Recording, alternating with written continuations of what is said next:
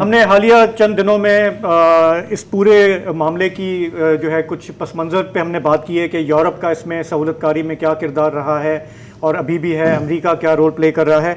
आज हम ज़रा नज़र डालेंगे कि मुस्लिम उम्मा यानी कि फ़लस्तीनियों के जो पड़ोसी मुल्क हैं, अरब ममालिक हैं, वो अब तक क्या कर रहे हैं और वो इस पूरे मामले को कैसे देख रहे हैं। तो आज ही ये खबर आई कि 9 अरब ममालिक का एक इजलास काहिरा में मिस्र में हुआ, जिसमें उन्होंने ज़ाहिर की तशवीश ज़ाहिर की कि जो कुछ हो रहा है वो कहीं एक इलाकाई जंग में ना बदल जाए।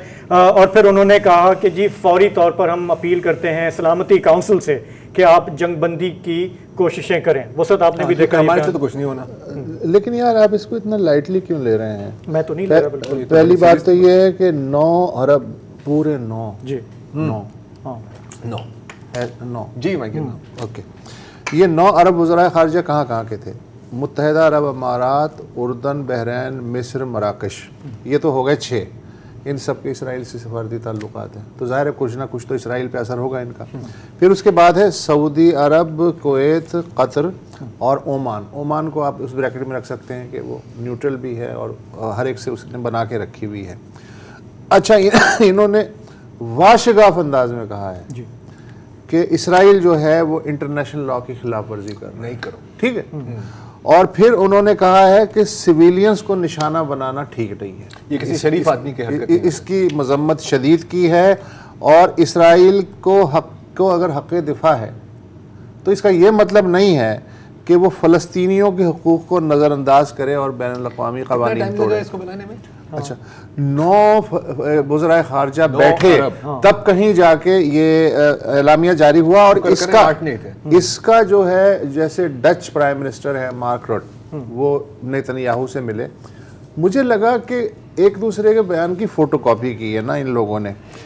वो उन्होंने अपने बयान में कहा है कि हमास को मिटाने के लिए इसराइल का फ़ौजी ऑपरेशन ज़रूरी है। मतलब ये तो ठीक है, मगर ये बैनुल-अक़वामी जो क़वानीन हैं उनके दायरे में होना चाहिए ताकि आम शहरी कम से कम इसकी लपेट में आए हैं। हाँ, तो जो डच यानी यूरोपीय यूनियन का जो एटीट्यूड है टूवर्ड्स फ़लस्तीन या गज़ा या इसराइल, और ये जो 9 वज़राए ख़ारिजा अरब ममालिक के, इनके बयान से लगता है कि तकरीबन पौने पेज पे तो हैं, अगर 1 पेज पे नहीं। देखिए कई बार आप टेस्ट में किसी और का पेपर कॉपी कर लेते हैं। ये भी कुछ ऐसे। और इनसे ज़्यादा जो है वो एक्टिव रजब तैयब उर्दवान है। उन्होंने पोप से बात की। अब आपको पता हाउ मेनी टैंक्स पोप है?